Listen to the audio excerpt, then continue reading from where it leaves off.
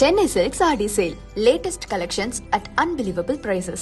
Up to 50% offer or branded gifts. T Nagar, Velachery, Krompet and Thiruvallur. America செல்லக்கூடிய கனவே மிகப்பெரிய தலைவலியாக போகிறது போல.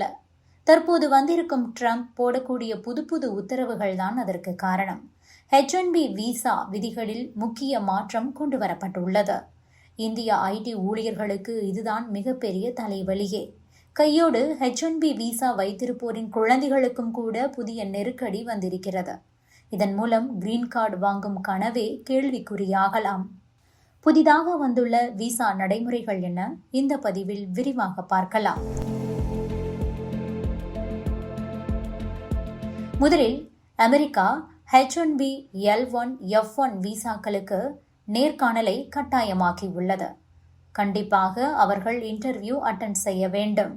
இன்டர்வியூ வைவர் புரோகிராம் எனப்படும் டிராபாக்ஸ் ஃபெசிலிட்டி வசதியை செப்டம்பர் 2 முதல் ரத்து செய்துள்ளது அமெரிக்க வெளியுறவுத்துறை.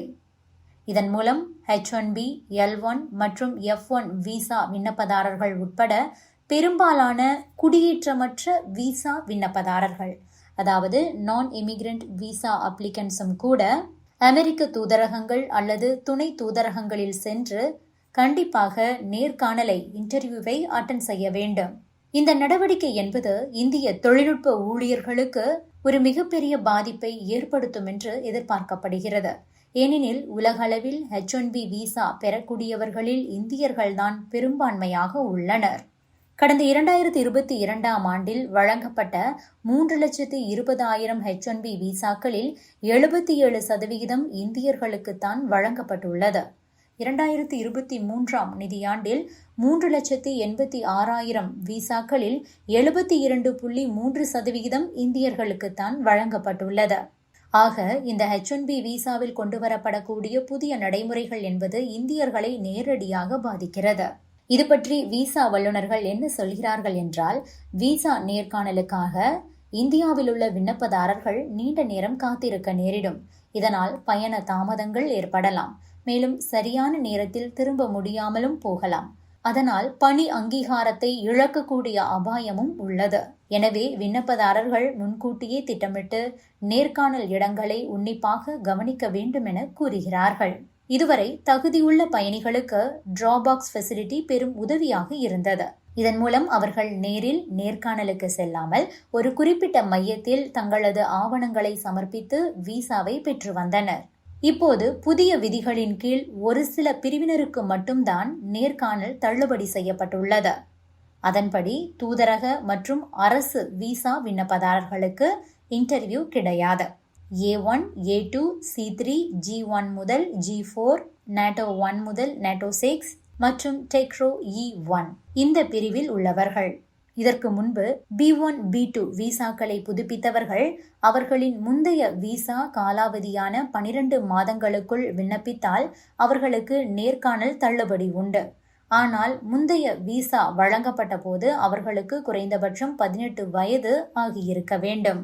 ஆக இதுதான் விசா நடைமுறையில் கொண்டு வந்திருக்கக்கூடிய மாற்றம். இந்த மாற்றங்கள் அமெரிக்காவின் தொழில்நுட்பத்துறையில் மிகப்பெரிய தாக்கத்தை ஏற்படுத்தும். அங்குள்ள நிறுவனங்கள் திறமையான பணியாளர்களை வேலைக்கு அமர்த்துவதற்கு H1B விசாக்கள் முக்கிய பங்கு வகிக்கின்றன. அவர்களில் பெரும்பாலானோர் இந்தியர்கள்தான்.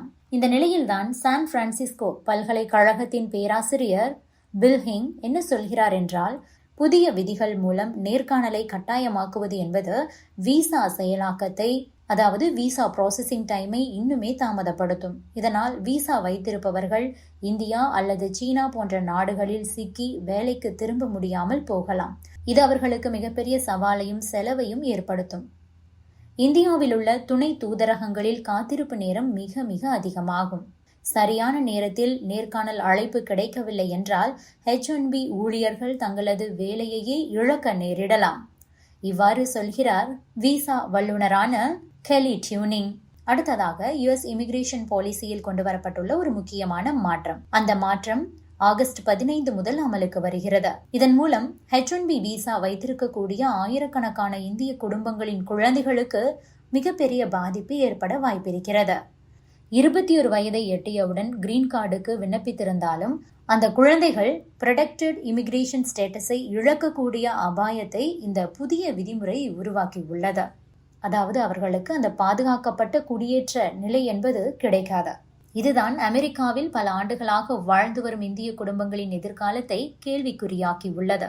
US சிட்டிசன்ஷிப் மற்றும் இமிகிரேஷன் சர்வீஸில் வரக்கூடிய குழந்தை நிலை பாதுகாப்பு சட்டம், child status protection act CSPA, இதன் கீழ் குழந்தைகளின் வயதை கணக்கிடும் அந்த ஏஜ் கால்குலேஷன் விதிகளில் ஒரு புதிய திருத்தத்தை கொண்டு வந்திருக்கிறார்கள். அதாவது அந்த புதிய விதிகளின்படி ஒரு குழந்தையின் வயதை கணக்கிடுவதற்கு ஆகஸ்ட் 2025 விசா புல்லட்டினில் முக்கியமான ஒரு லிஸ்ட் கொடுக்கப்பட்டிருக்கிறது. அதில் கொடுக்கப்பட்டிருக்கக்கூடிய ஃபைனல் ஆக்ஷன் டேட், அந்த லிஸ்டை தான் இனி பயன்படுத்த போகிறார்கள். இதற்கு முன்னர் பைடன் நிர்வாகத்தால் நடைமுறைப்படுத்தப்பட்ட கொள்கைக்கு இது நேர் எதிரானது. 2023 ஆண்டு பிப்ரவரி 14 அன்று வெளியிடப்பட்ட முந்தைய கொள்கையின் கீழ் தாக்கல் செய்யப்பட்ட விண்ணப்பங்கள் பழைய விதிகளின்படியே மதிப்பீடு செய்யப்படும்.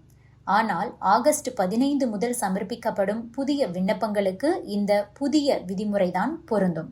அமெரிக்காவில் உள்ள இந்தியர்களுக்கு இது மிகவும் முக்கியத்துவம் வாய்ந்தது. 2023 நிதியாண்டில் அங்கீகரிக்கப்பட்ட H1B விசாக்களில் சுமார் 73% இந்தியர்களுக்கு வழங்கப்பட்டவைதான். 2010 முதல் தொடர்ந்து ஒவ்வொரு ஆண்டும் அதிக H1B விசா ஒப்புதல்களை இந்தியர்கள்தான் பெற்று வருகிறார்கள். US இமிகிரேஷன் பாலிசியில் கொண்டுவரப்பட்டிருக்கக்கூடிய இந்த புதிய அப்டேட்டால் சுமார் 2 லட்சம் குழந்தைகள் மற்றும் இளைஞர்கள் பாதிக்கப்படலாம்.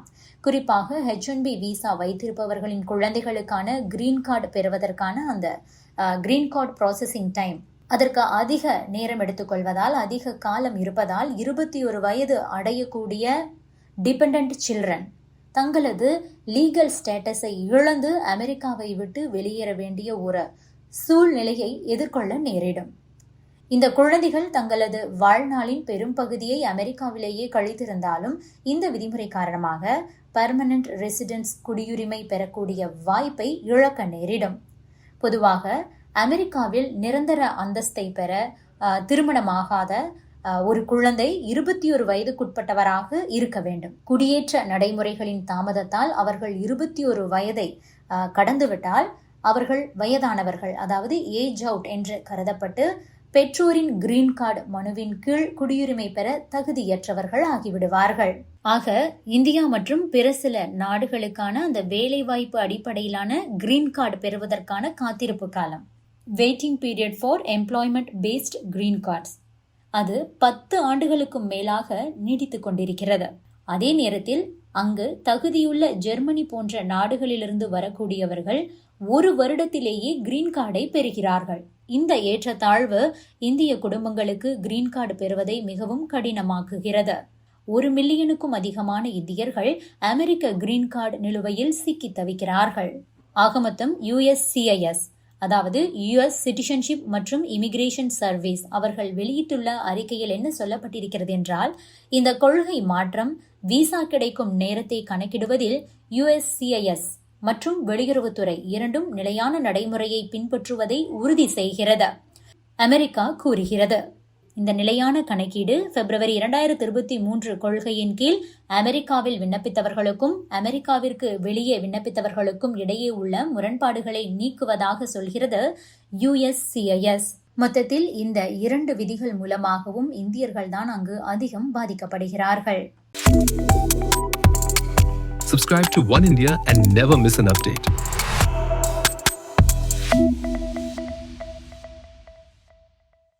Chennai Silks RD Sale. Latest collections at unbelievable prices. Up to 50% offer or branded gifts. T Nagar Velachery